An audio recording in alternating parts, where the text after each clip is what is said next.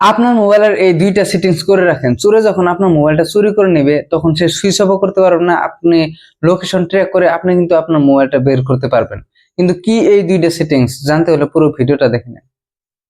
এর জন্য প্রথমে আপনি আপনার মোবাইলের সেটিংসে আসবেন। সেটিংসে আসার পর উপরে সার্চ করবেন পাওয়ার অফ।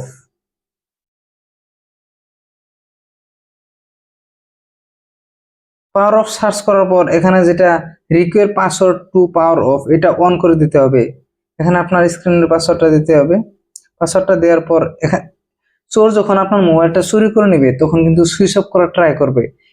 এটা দেওয়ার পর কিন্তু সে কখনো সুইচ অফ করতে পারবে না।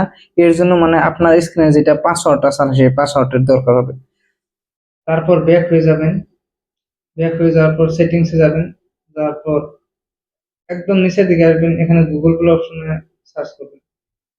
তারপর এই ফাইন্ড হাব এটা যে দেখতে পাচ্ছেন এখানে টাচ দিবেন। দেওয়ার পর এখানে লগ করবেন। তারপর এখানে আপনি আপনার জিমেলটা দিয়ে লগ ইন করতে হবে। এই কাজটা কিন্তু অন্য এক মোবাইলে করতে হবে, আপনার যে মোবাইল সেই মোবাইল না। যখন আমার মোবাইলটা হারিয়ে যাবে অন্য এক মোবাইল নেওয়ার পর তার এই এখানে উপর যেটা দেখতে পাচ্ছেন এখানে অ্যাড অ্যাকাউন্ট করে এই মানে আপনার জিমেলটা এখানে লগ ইন করতে হবে। এই মোবাইলের জিমেলটা যখন লগ ইন করবেন, লগ ইন করার পর আপনি কিন্তু এখান থেকে আপনার মোবাইলটা কোথায় আছে মানে আপনি আপনার লোকেশনটা দেখতে পারবেন। কিন্তু এটা কিন্তু অন্য মোবাইলে আপনার জিমেলটা লগ ইন করার পর লোকেশন ট্র্যাক করতে পারবেন। ধন্যবাদ।